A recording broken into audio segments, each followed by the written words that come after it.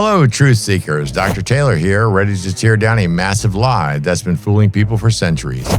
The Bible's history is pure fiction. Fictional characters. A made-up story with no roots in reality.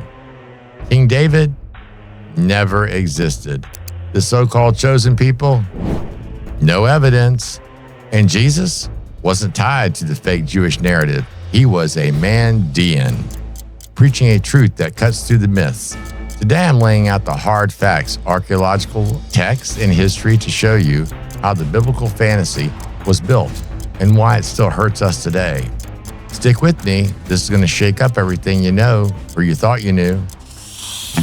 Let's start with the big one, the Bible's claim of a grand nation. A mighty King David with a sprawling empire. Sounds epic, right? But where's the proof? Picture this. Archaeologists dig through ancient sites, Megiddo, Hazar, even Jerusalem, places the Bible calls the heart of the kingdom. What do they find? No golden palaces, no royal seals, no epic monuments, just everyday stuff. Storage jars, cooking pots, maybe a collard-rimmed jug from around 1200 to 1000 BCE. These are basic, like the dishes in your kitchen. Nothing screaming mighty kingdom. Scholars like Israel Finkelstein, a big name in archaeology, have said it plain. There's no trace of a united kingdom before 800 BCE. No David, no Solomon, no empire. The Bible's spinning a yarn written centuries later, around 600 BCE, by scribes who wanted to hype up a past that never was. Do you want more proof? Let's talk about the Mernatef stele, carved in Egypt around 1207 BCE. It's a stone bragging about Pharaoh crushing a bunch of groups in Canaan, including one called Israel. But here's the thing. It says that they were wiped out, not ruling anything. The Bible turns that loss into a hero story, claiming these folks were God's chosen, building empires. That's not history. That's creative writing. No pottery, no inscriptions, no cities back up the Bible's tale of a glorious nation. It's like believing a blockbuster movie is a documentary. This fiction runs deeper than you think. For centuries, people have bought into stories of David killing giants. Bullshit. Solomon's temple, a divine kingdom blessed by a sky tyrant. It's all made up.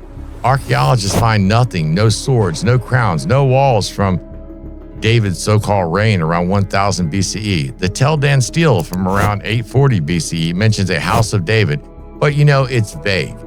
It could just mean a family or a place, not a king.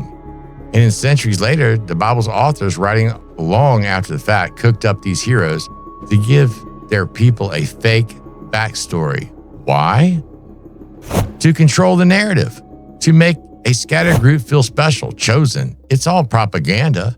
Pure and simple, built on zero evidence, zero. Now, let's get the temple. The second temple, around 500 BCE. There was really never a first temple. But the one around 500 BCE wasn't some holy shrine. It was a state-run machine. Priests and kings used it to tax people, enforce rules, and keep power tight. That's the temple religion, a political scam, not a spiritual movement. Modern Judaism, totally different. It started after the temple fell in 70 CE, when rabbis rewrote the rules, creating a new faith from scratch. Today's rabbinical Judaism, with its synagogues, a Greek name, and Talmud, has no real tie to the ancient state cult. Yet people act like it's the same, clinging to a fake lineage of chosenness that never existed. It's like claiming you're a Viking because your ancestors lived near a fjord. So where's Jesus in this mess? Not where you think. Forget the Jewish Messiah nonsense that's tied to a made-up history. Jesus was a Mandaean, and I've got the receipts.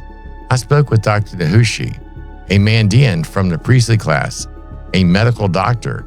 He confirmed what their tradition holds. Jesus was one of theirs, a Mandaean who went rogue, pushing their ideas to the limit. Mandaeans aren't about temples or tribes. They focus on baptism, secret wisdom, and rejecting corrupt systems. Sound familiar? Jesus' teachings? Like seek and you will find in Matthew 7:7 or blasting fake priests in Mark 12:38. Match Mandaean texts like the Genza Rabbah, a core book of their faith. It talks about a divine light breaking through worldly lies, exactly what Jesus preached. John the Baptist, who Jesus called the greatest man born of woman, in Matthew 11:11. He's a Mandaean hero, their main prophet, not part of any Jewish temple scene. Jesus wasn't chasing a biblical kingdom. He was spreading a Mandaean truth, untangled from fake history of David or chosen lands. To make it clear, let's look at the evidence. The Mandaean Book of John, a text from their tradition, describes a spiritual path through baptism and knowledge, not land or power. Compare that to the Gospels. Jesus baptizes. Jesus teaches in parables about hidden truth and calls out the elite. That's not the Bible's warrior king vibe. It's Mandaean to the core. No Jewish temple rituals, no talk of rebuilding David's throne.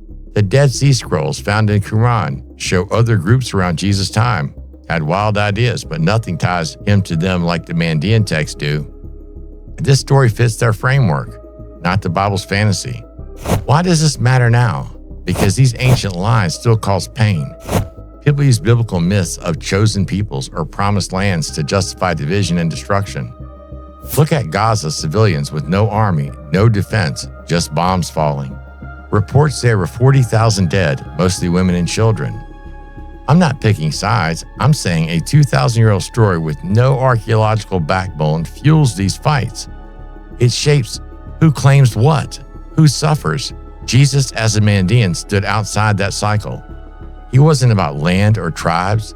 He was about truth, calling out the powerful, exposing the lies. His message cuts through the noise, even today.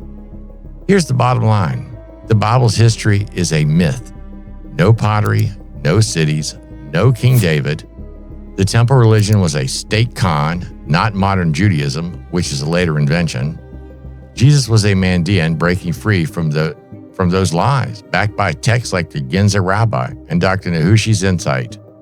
It's time to wake up, stop believing fairy tales with no evidence, and see the truth for what it is. Check out my Substack for a deeper dive. Subscribe for more, and tell me in the comments, what biblical myth are you ready to ditch? We can't handle these lies anymore, this fake history, this political garbage. We've got to really dig in and take heed to others, and have sympathy, compassion, and mercy. That's what Jesus would do. That's what the Mandaeans do. But these fake kingdoms, there is no evidence. There was no evidence for a first temple. There's no evidence for a Tower of Babel. There's no evidence for a flood. There's no evidence.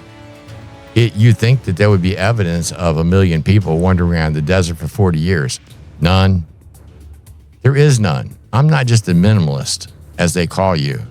I am a truth seeker, and wherever the truth may take me, that's where I go. That's what I say. That's what I do. Some of these biblical people, biblical scholars will disagree with me. They'll make up because it keeps them in business.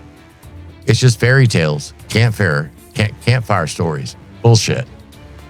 Stick with me. Subscribe to the channel for more. I'm getting good at talking on camera. I've never had to do it before, so maybe I'll get better. Stick with me. Much love, much respect, and always, and I mean always, stay wise as a serpent. Veritas Lux Smile.